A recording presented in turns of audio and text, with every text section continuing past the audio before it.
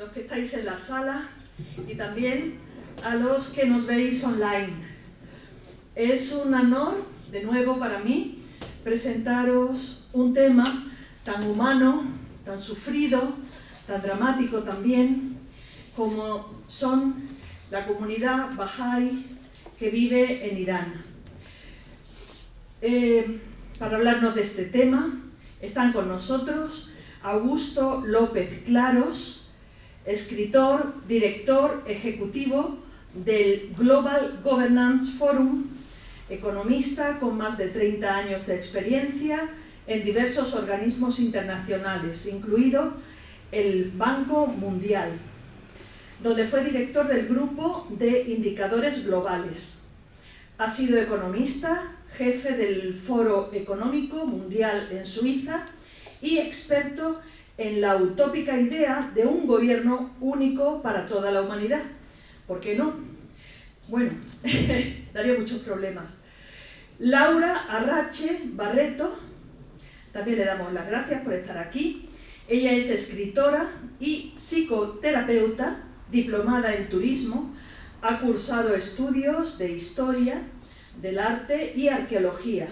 Es también directora de comunicación en la multinacional OmniLife, coautora del libro La Nueva Humanidad y fundadora y directora de la revista OmniNews. Ha participado como ponente en numerosos congresos y en muchos países, bueno, también aquí en el Ateneo de Madrid, como me ha dicho. Gracias a Hami Hosseini, un gran iraní, un gran solidario y activista. Él es portavoz de la Asociación Iraní Pro Derechos Humanos de España y miembro del partido de izquierda de Irán, Fedayines del Pueblo. Nos va a hacer la introducción a este tema que nos trae: ¿cuál es el coste humano y social por la discriminación de las minorías? El caso de los Bahá'ís de Irán. Muchas gracias. Pues muy buenas tardes. Muchas gracias, María Victoria. María Victoria me ha invitado a estar en este sitio Ateneo de Madrid, que significa mucho, para hablar sobre los derechos humanos en Irán y en este contexto especialmente sobre la situación de la comunidad Bahá'í en Irán. Eso me honra, siempre hablando de los derechos humanos. Y realmente es doloroso hablando de los sufrimientos, en este caso de los Bahá'ís en Irán, a lo largo de estos últimos 4 décadas. Le doy las gracias a María Victoria, que ha contado conmigo para hablar muy breve en esta ocasión. Sin ninguna duda, con la llegada de la República Islámica de Irán, la situación de la comunidad Bahá'í en Irán ha cambiado como día a la noche, ha cambiado brutalmente.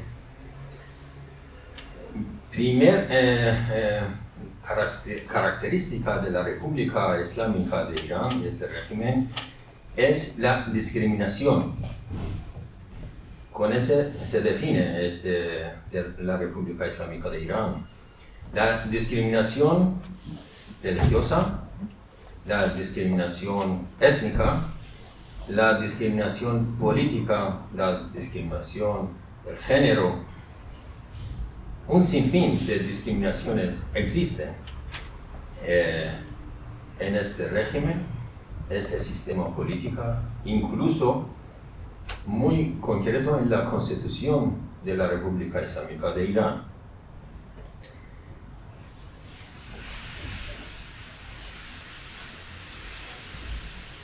La comunidad Bahá'í ha sido la primera víctima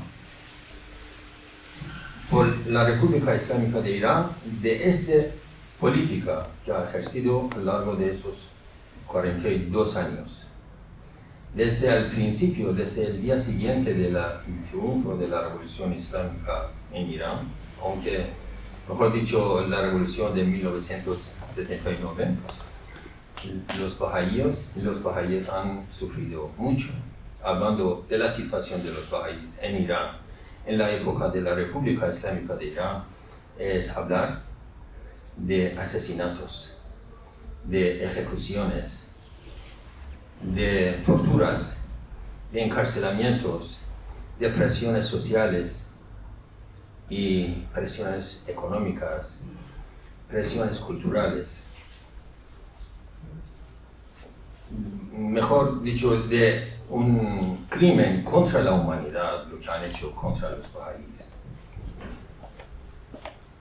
Pero también esa moneda tiene otra cara, la resistencia heroica de esta comunidad. Yo le dejo que hablen otros compañeros de la mesa sobre los bahá'íes, cómo han resistido, pero solamente quiero mencionar cuando lo han derivado a los bahá'íes que estudian en las universidades, ellos mismos han creado una universidad para que sus jóvenes, sus hijos, no se quedan sin enseñanza. Les admiro mucho por esa resistencia, aunque tengo que decir que la resistencia contra todo tipo de discriminaciones en la República Islámica de Irán tiene muchas luchas que han llevado adelante muchos sectores de la sociedad. Quiero rendir homenaje a todas las personas que han sido ejecutados, han sido asesinados, han sido encarcelados, torturados, simplemente por ser bahá'íes. Y también quiero rendir homenaje a personas, abogadas, que han levantado la bandera para defender a los derechos de los bahá'íes, nombrando como Nasrin Sotoudeh, Shirin Ebadi, Narges Mohammadi, Muhammad Nurizad, Reza Allemezadeh, entre muchos. Seguro que los iraníes todos sufrimos de este régimen. Espero y deseo que pronto llegamos a un Estado de Derecho, un Estado democrático, que todos podemos tener derechos para vivir en una sociedad más justa.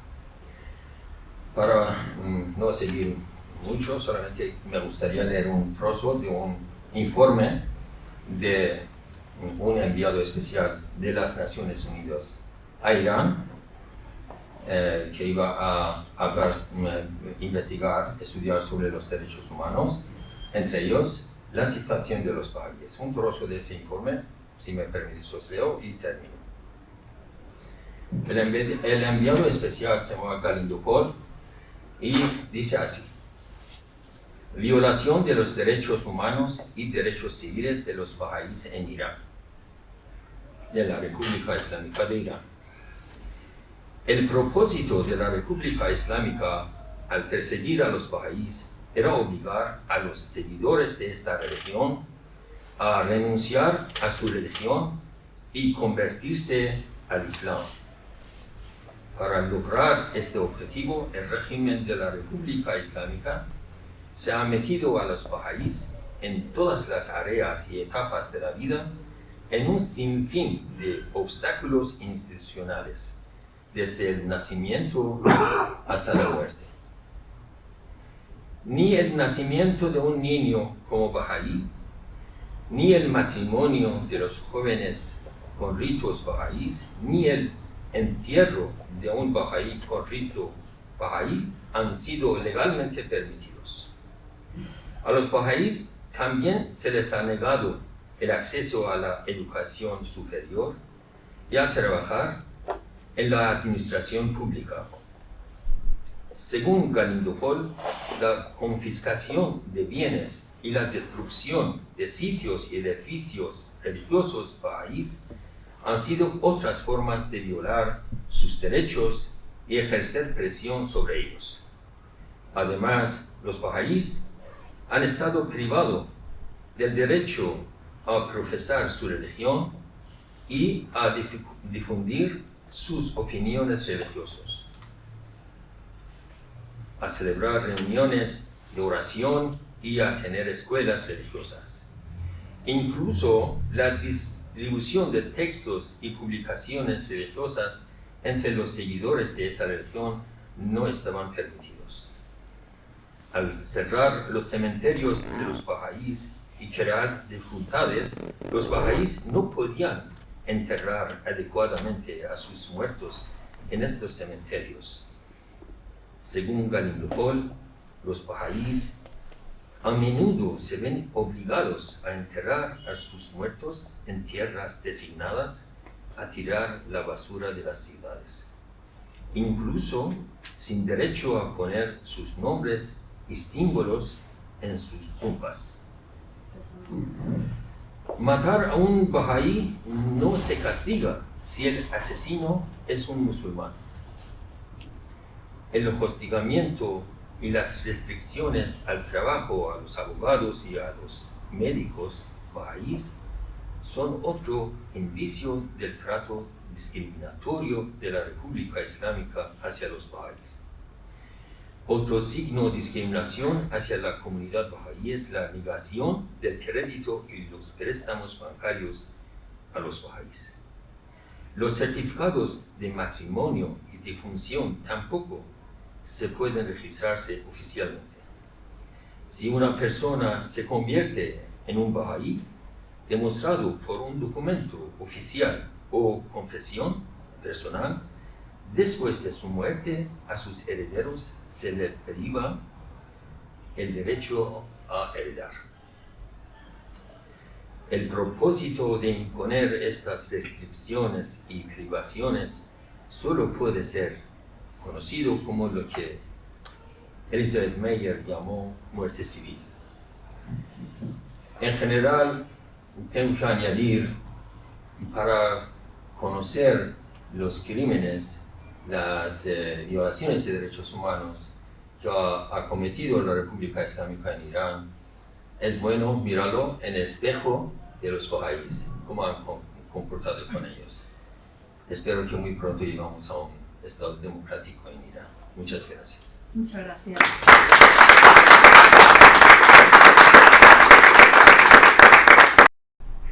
Durante la última década me ha tocado trabajar en el Banco Mundial. No se escucha. No, eso.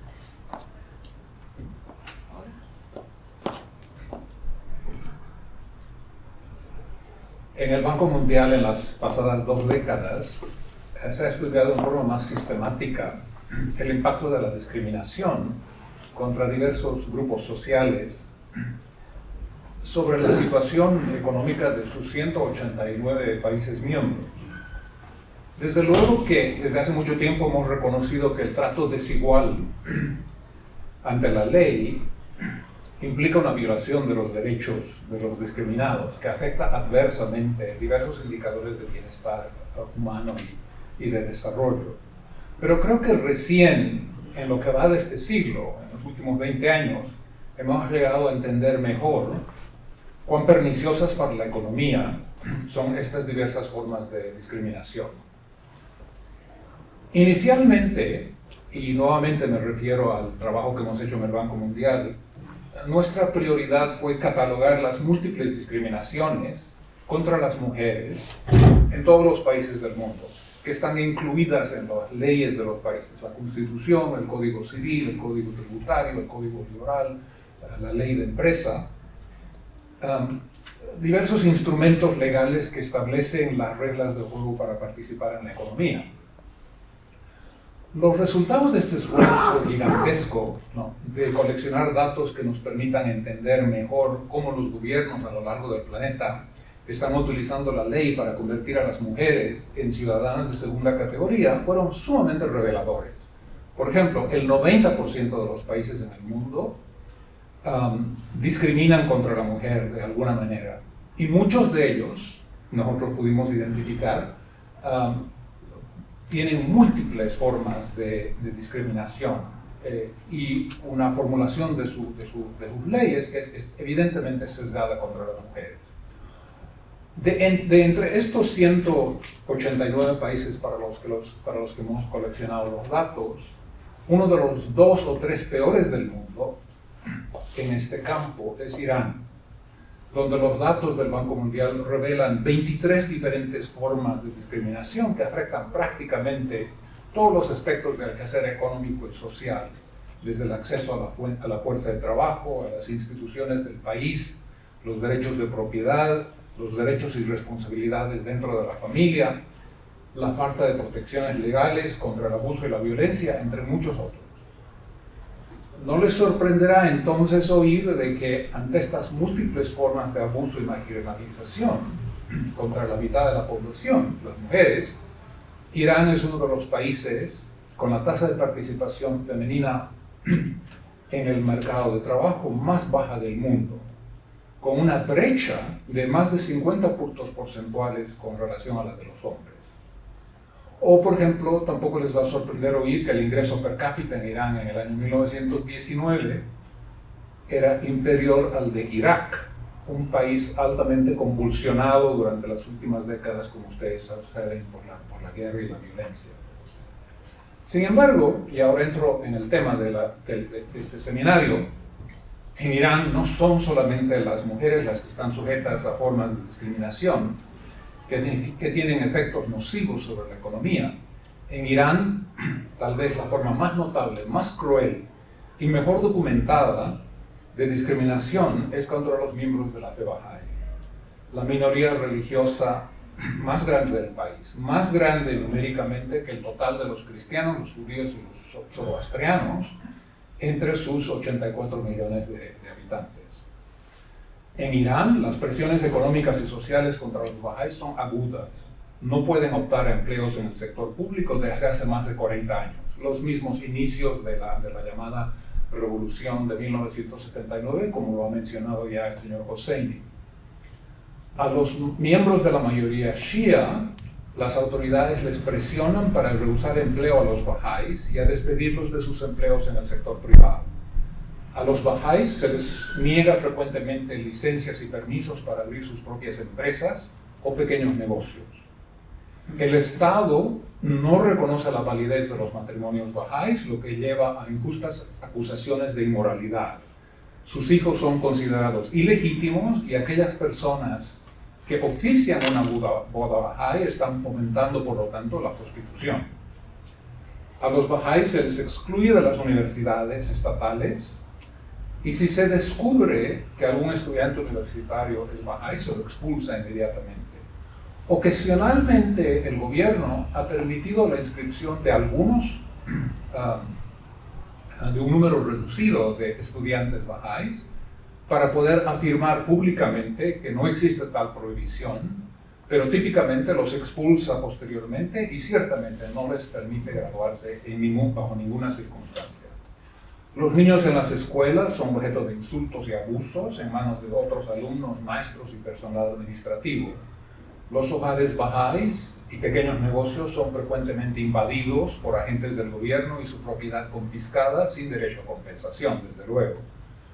Como ya lo ha mencionado también el señor Hosseini, sus lugares sagrados y de significado histórico para la comunidad han sido atacados y destruidos. A los bahá'ís no se les permite enterrar a sus muertos de acuerdo a los requerimientos y prácticas de su religión, y los cementerios bahá'ís han sido desecrados y destruidos. Los medios de comunicación que están controlados por el Estado diseminan en una forma sistemática propaganda que tiene por objeto incitar el odio contra la comunidad bahá'í de Irán. Esta propaganda frecuentemente usa a los bahá'ís como chivos expiatorios por la inestabilidad económica y política que ha caracterizado al país durante las últimas décadas, y está caracterizada en sí por un sinfín de acusaciones sin fundamento, incluyendo el espionaje, la promiscuidad sexual, la rebelión armada, el lavado cerebral, la oposición al gobierno, el atentar contra la seguridad nacional, la blasfemia y el odio contra el Islam. En estos artículos propagandísticos, esto es interesante, quiero hacer énfasis, a los bahá'ís se los presenta como zombies, y sus lugares sagrados adquieren el aspecto de paisajes infernales, ha habido un aumento vertiginoso en este tipo de propaganda. Durante el periodo del 2010 y el 2011, la Comunidad Internacional Bahá'í, que es el órgano oficial que monitorea esta información, identificó un promedio de 22 artículos cada mes con un claro sesgo anti-Bahá'í en los medios oficiales controlados por el gobierno. 22 por mes. Para el año 2014, este número había subido aproximadamente a 400 por mes. Y para el año 2016 su número ascendió a 1.500 por mes. Una verdadera industria empleando centenares de escribas y productores. Los bahá'ís están sujetos a frecuentes arrestos, detenciones y prisión.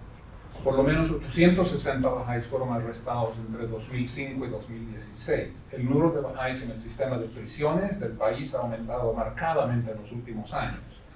El número de miembros de la comunidad esperando un juicio, una apelación, sentencias o el inicio de sus sentencias ronda alrededor de 450. El ejemplo más reciente de este tipo de persecuciones es el que acaban de sufrir más de 27 familias en el pueblo de Ibel, al norte del país, los que unos meses atrás recibieron una sentencia de expropiación definitiva de sus tierras de cultivo y viviendas después de largos intentos de demostrar a las autoridades locales, provinciales y nacionales que eran los propietarios legítimos y parte de la comunidad de esta zona desde hace más de 160 años. Las autoridades, por su parte, al amparo del artículo 49 de la Constitución de Irán, que le permite al gobierno confiscar propiedades que ellos llaman ilegítimas, que se obtuvieron supuestamente mediante la usura, usurpación, soborno, malversación, robo, apuestas, etc., decidieron dar luz verde a estas expropiaciones. En la larga historia de abusos contra los bahá'ís, estos abusos locales son frecuentemente un preaviso de prácticas que luego se implementan a nivel nacional y que degeneran obviamente en un mayor estrangulamiento de la minoría bahá'í. Los justificativos que las autoridades han utilizado para explicar estas diversas formas de persecución y abuso varían. Me gustaría dar algunos ejemplos que van más allá de la intolerancia religiosa del régimen teocrático de Irán hacia un grupo que ellos consideran una herejía que debe ser eliminada. Uno de los principios bahá'ís que ha sido maliciosamente interpretado y utilizado por las autoridades para acusar a los bahá'ís de ser enemigos del país y del Islam es aquel que está basado en las palabras célebres de Baha'u'lláh, el fundador de la fe, que dice: la tierra es un país y la humanidad sus ciudadanos.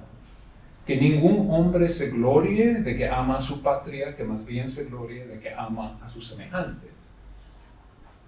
Como él mismo ha explicado en sus escritos, el propósito de estas palabras es el dar un nuevo impulso y fijar una nueva dirección al espíritu humano, eliminando las restricciones, prejuicios y odios que en el pasado hicieron imposible el acercamiento entre los pueblos. Él, Baha'u'lláh, dijo, y cito: acariciar en su corazón el deseo de contemplar a toda la raza humana como una sola alma y un solo cuerpo, y que un requisito indispensable para lograr esta unidad era el desarrollo de una conciencia de ciudadanía mundial que trascienda barreras de tipo racial, económico y religioso, sin que esto evidentemente implique un rechazo de la nación de uno. El acusar a los bahá'ís de ser enemigos del Islam, por otra parte, cuando Baha'u'lláh aconseja a sus seguidores y les dice: asociaos con los seguidores de todas las religiones con un espíritu de amistad y compañerismo, constituye, creo yo, en el mejor de los casos, una tergiversación torpe del espíritu de las enseñanzas bahá'ís. Sería difícil realmente encontrar un grupo religioso en cualquier parte del mundo en cuyos escritos y textos se hallen más alusiones y referencias a la necesidad de la tolerancia de puntos de vista diferentes. A este respecto, su fundador escribió lo siguiente. Él dijo: quienes se hayan dotado de sinceridad y lealtad deberán asociarse con todos los pueblos y razas de la tierra con alegría y esplendor, puesto que la asociación con la gente ha promovido y continuará promoviendo la unidad y la concordia, los que a su vez, conducen al mantenimiento del orden en el mundo y a la regeneración de las naciones. Y luego él también añade, la tolerancia y rectitud son dos luces en medio de la oscuridad del mundo y dos educadores para la edificación de la humanidad.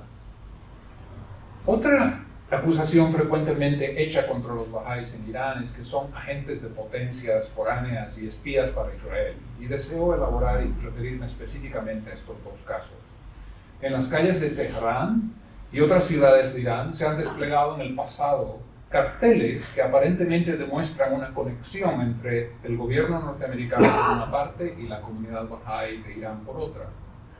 En estos carteles se exhiben, por ejemplo, copias de una carta que los bahá'ís de Irán enviaron al presidente Eisenhower en ocasión de una visita oficial que éste hiciera a Irán en el año 1955, y en la que los bahá'ís agradecían el pedido que éste elevó al gobierno del Shah para que se ponga fin a una violenta ola de persecución contra los bahá'ís que tuvo lugar ese año y que desató una tormenta de protestas a nivel mundial, tanto de organizaciones gubernamentales como de científicos y académicos sobresalientes, y que además recibió amplia publicidad a nivel mundial. El presidente Eisenhower, junto al secretario general de las Naciones Unidas, fue uno más entre muchos líderes y autoridades que intercedieron por la seguridad de los bahá'ís cuando se hizo evidente que las autoridades en Irán, lejos de ofrecer la protección que la Declaración de Derechos Humanos garantiza a las minorías religiosas, estaban más bien facilitando la labor del clero musulmán al permitirle el uso de la prensa y la radio nacional para conducir campañas de intimidación contra los bahá'ís y para instigar a las masas a entregar a las autoridades a aquellos que se supiera eran bahá'ís.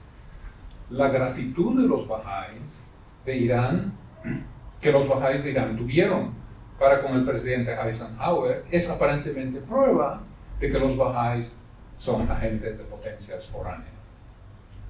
Otra carta que se exhibe en estos carteles distribuidos por el gobierno iraní a lo largo de las últimas décadas, para la mejor información de las masas, es la que el presidente Johnson enviara a los bahá'ís de Estados Unidos en ocasión del centenario de la proclamación de la fe de Baha'u'lláh en el año 1963.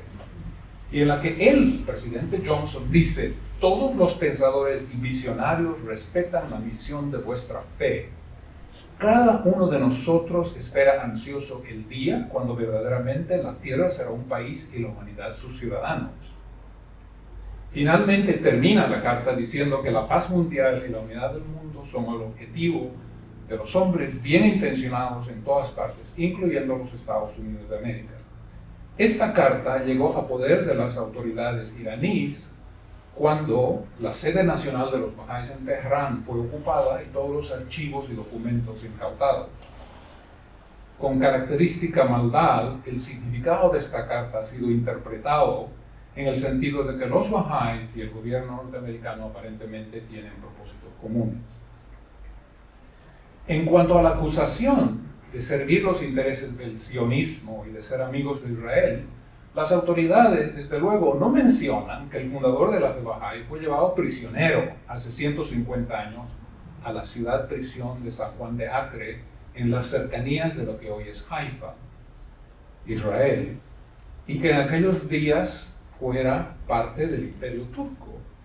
Fue el Shah el que, a instancias del clero musulmán, repetidamente persiguió, encarceló y finalmente exiló a Baha'u'lláh y su familia, hasta que finalmente, y luego de 40 años de cautiverio, él falleció en las cercanías de Haifa en el año 1892.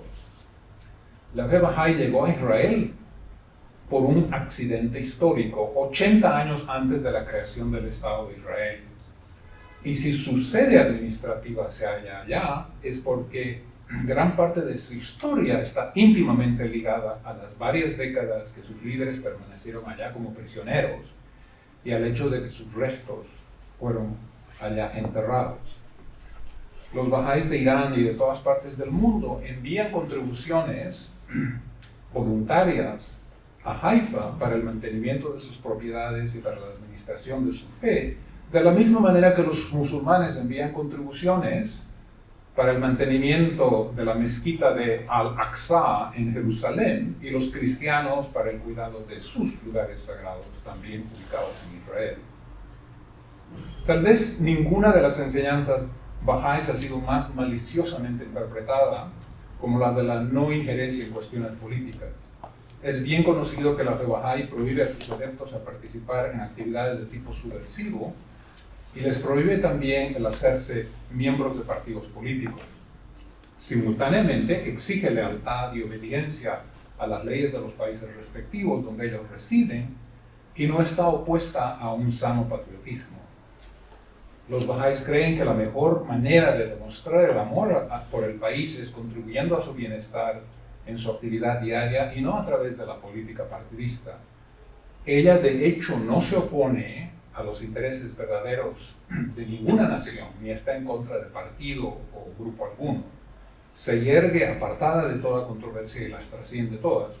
Los fines y objetivos que persigue son de un carácter demasiado progresista y universal para poder estar contenidos dentro de la plataforma de cualquier organización secular. El no identificarse con diversas facciones políticas en pugna frecuentemente ha sido motivo para que los bahá'ís sean acusados sucesivamente de estar a favor o en contra de determinados grupos. Esto ha sido particularmente cierto en momentos de crisis en la vida política de la nación, como le ha tocado vivir a Irán durante las últimas décadas, cuando generalmente existe una polarización completa de la opinión pública y todo aquel que no se identifica activamente con uno de los extremos es visto con sospecha. Así, los bahá'ís en Irán han sido acusados por el régimen actual de haber colaborado con el Shah, a pesar de que durante el reinado de a los bahá'ís se les negó el derecho de organizar sus propias escuelas, publicar y distribuir su propia literatura, edificar templos y a buscar empleo en el sector público. Como prueba de esta colaboración, se alude a ciertos bahá'ís que alcanzaron posiciones de eminencia en Irán en el campo de la industria, el comercio y las profesiones.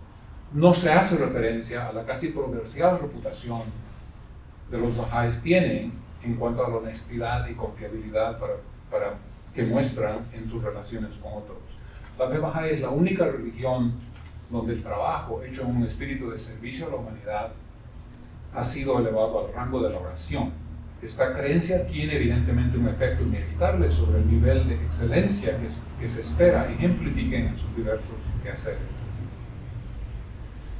Permítanme concluir con algunas reflexiones que vienen en parte no solamente del largo periodo que me ha tocado ser miembro de esta comunidad, sino también del trabajo que he hecho en el Banco Mundial durante la última década. La prosperidad y el desarrollo económico es mucho más que aumentar y distribuir la riqueza. El bienestar económico humano incluye dimensiones sociales, culturales, éticas y espirituales. La diversidad y las perspectivas adicionales que frecuentemente contribuyen los grupos marginalizados pueden, cuando se les da la oportunidad de expresión y participación, enriquecer a la comunidad y la sociedad y contribuir a la prosperidad colectiva. La eliminación de la discriminación y la igualdad de oportunidades no solo previene una pérdida masiva de recursos humanos y capacidades, pero abre el camino para niveles más altos de prosperidad y otras manifestaciones del desarrollo humano. Sería de enorme beneficio para los 84 millones de ciudadanos de su país que las autoridades en Irán recanalicen los recursos ahora dedicados hacia el hostigamiento y la persecución de la comunidad bahá'í hacia fines más nobles, que contribuyen más a la reconstrucción del país y su futura prosperidad, alentar odios y volcar a la población contra la minoría religiosa bahá'í, que no tiene pretensiones políticas, que tiene una larga historia de respeto a la ley y que valora la coexistencia pacífica con sus ciudadanos, es sumamente destructivo de la riqueza nacional. Sin lugar a dudas, esta actitud ha contribuido al estatus de paria que el país tiene en la comunidad internacional. Ha desincentivado la inversión extranjera y, en consecuencia, la modernización de la economía iraní. Ha creado un ambiente sumamente hostil para la iniciativa privada al interior del país. Irán tiene un ranking de 127 en los indicadores de Doing Business del Banco Mundial, por debajo de Tayikistán, de Kirguistán, de Uzbekistán, de Mongolia y de Cisjordania y Gaza. Y por lo tanto ha significado un enorme coste económico y socavado las posibilidades de implementar políticas que apoyen el empleo, la inversión y la apertura pacífica hacia nuestra economía globalizada del siglo XXI para beneficio y la prosperidad de sus futuras generaciones. Gracias.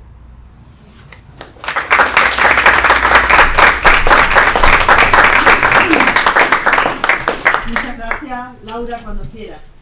El micro. Todo lo que puedas. Ahora sí, ¿no? Sí. Mejor. Bueno, muchas gracias por vuestras exposiciones, y yo creo que esto, después de haber escuchado, nos da una dimensión de lo que puede ser el conflicto de los bahá'ís en Irán. A mí me toca exponer las consecuencias psicológicas de todos estos atropellos. Cuando yo estaba preparando este trabajo, leí una frase que me impactó muchísimo. Y no es lo mismo desarrollar un trabajo desde la pura visión psicológica, digamos, de protocolo psicológico, sino que realmente esta frase me llegó al corazón. La frase dice lo siguiente, la mencionó Hamid, pero dice: la opresión de los bahá'ís en Irán se extiende desde la cuna hasta la muerte.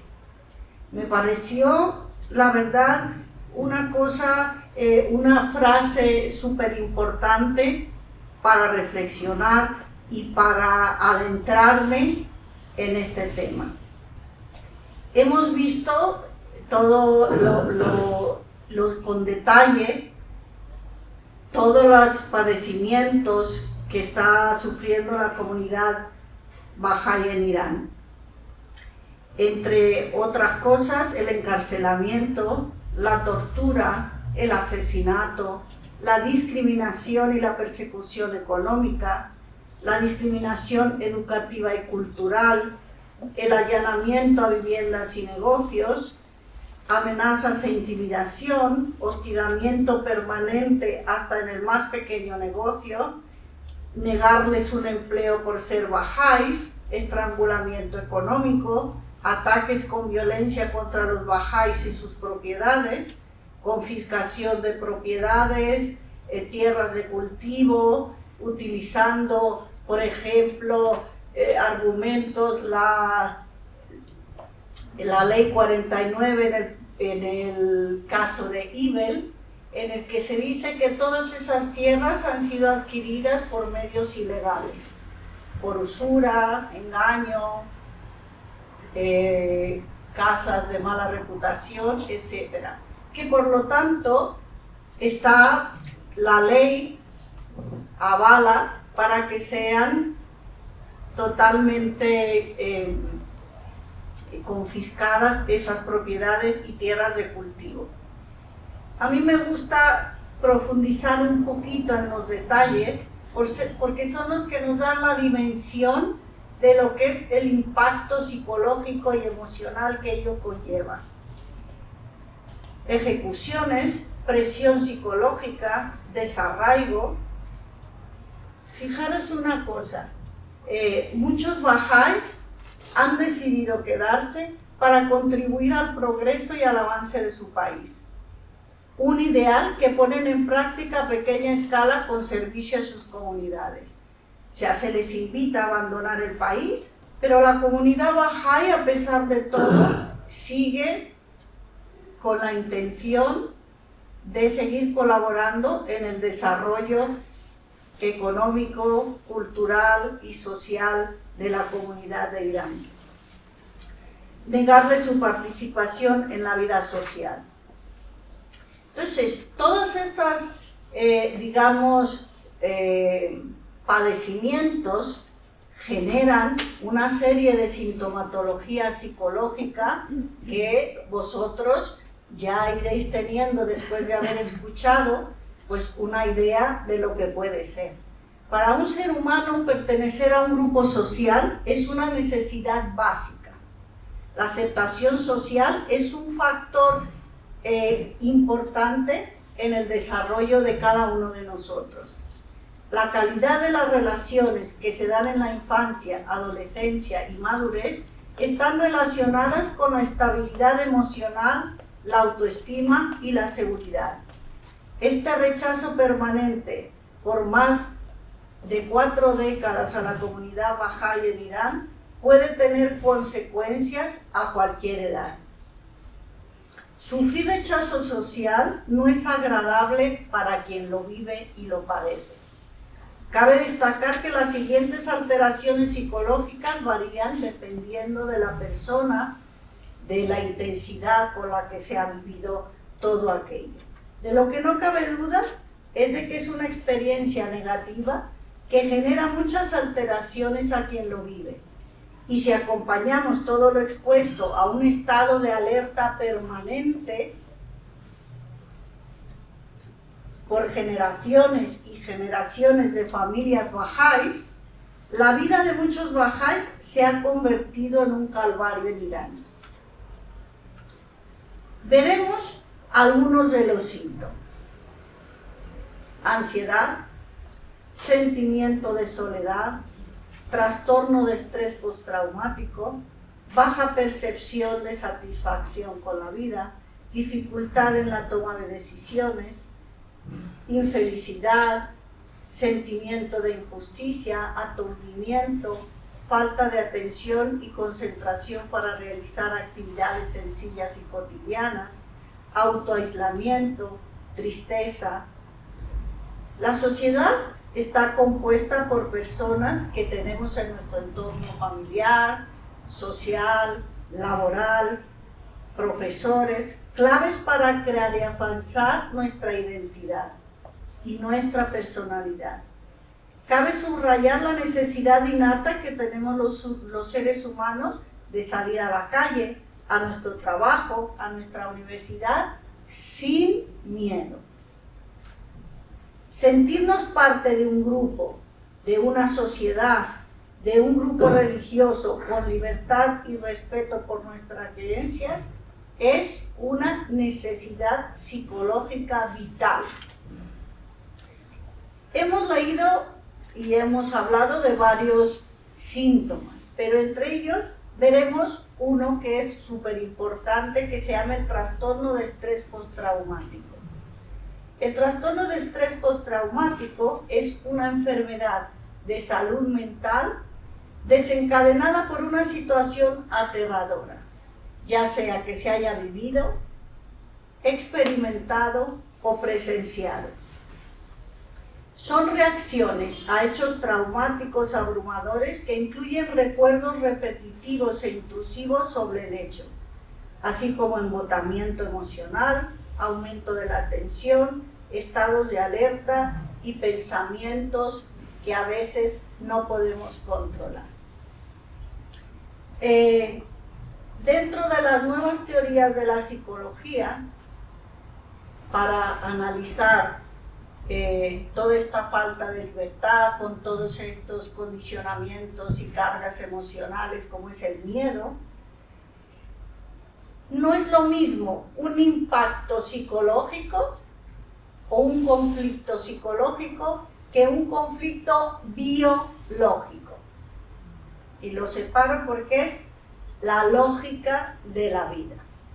Un impacto biológico, en las últimas investigaciones de la neurociencia, en las últimas investigaciones también hechas por el Dr. Hammer, un médico alemán que un gran estudioso que desgraciadamente murió hace poco, él hablaba que un impacto psicológico es para el que una persona está preparada y un impacto biológico es algo extremadamente fuerte para el cual no estamos preparados y que se vive en soledad. No quiere decir que esté solo, sino que genera tal sentimiento y tanta sensación de impotencia que genera impacto a 3 niveles: a nivel psíquico, a nivel cerebral y a nivel orgánico. Entonces, cuando nosotros vivimos con ese sentimiento de impotencia, se desarrolla en nosotros sintomatología que no nos permite desarrollarnos de una manera, digamos, natural. Por eso, a mí me parece, realmente yo estuve leyendo, investigando, yo he estado en Irán 2 veces y puedo intuir cómo se vive todo lo que esta comunidad ha padecido.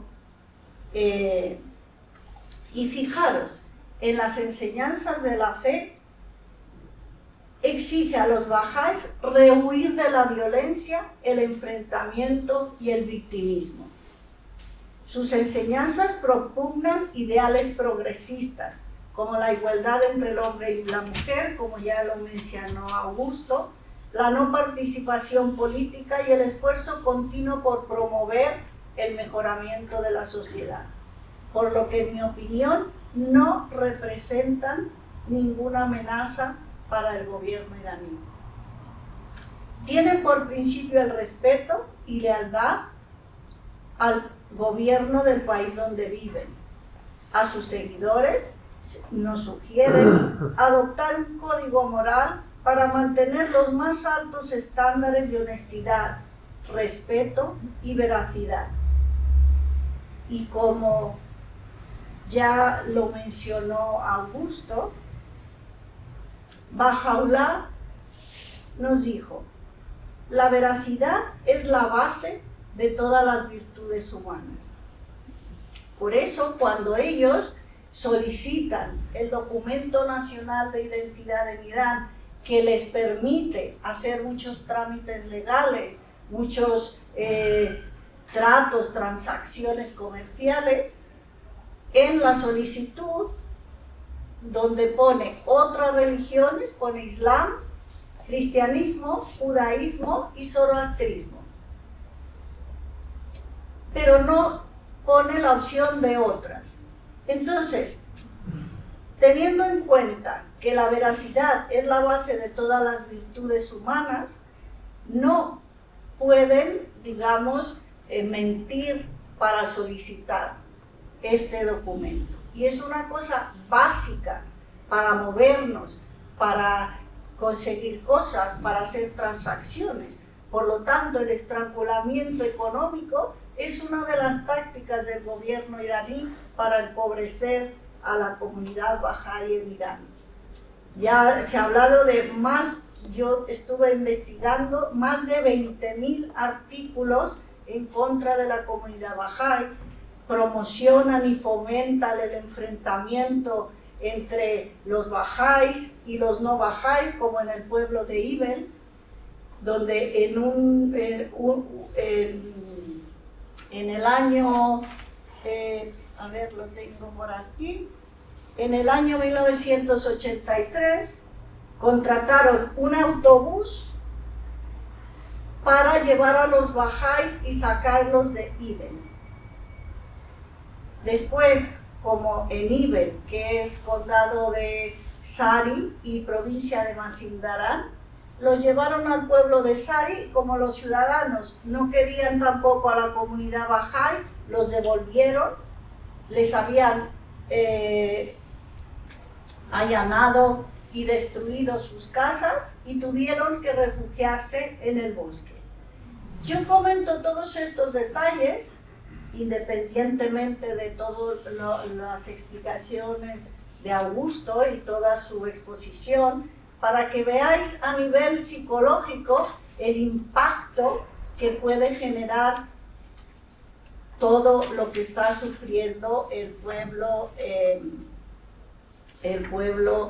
la comunidad Bahá'í en Irán y en diferentes. Fijaros, en noviembre de 2020 hicieron unos allanamientos y expropiaciones de unas familias simultáneamente en diferentes ciudades de Irán, en Shiraz, Isfahán, Kermán,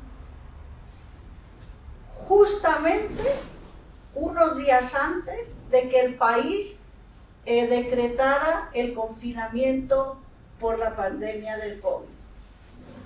Entonces, todas estas familias se han quedado, digamos, sin poder, con una desolación total. Y yo quiero terminar con algunas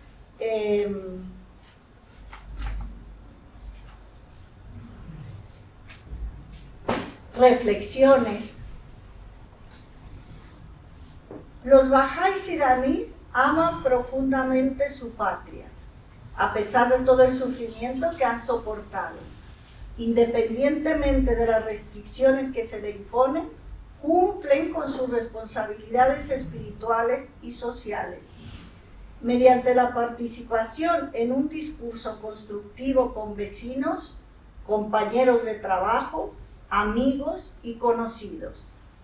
Siguen contribuyendo, no obstante, al progreso de la nación y de su pueblo. Porque claro, nos podemos hacer la pregunta, ¿y por qué no se van de Irán si hay tanta persecución? Primero, porque ellos siguen apostando, aman su país, siempre han contribuido de forma muy efectiva a nivel social, a nivel educativo, y lo seguirán haciendo. Hay otro pensamiento que a mí me encanta, que dice: no os miréis los unos a los otros como extraños, pues sois el fruto del mismo árbol y las hojas de una sola rama. Gracias. Muchas gracias, Laura.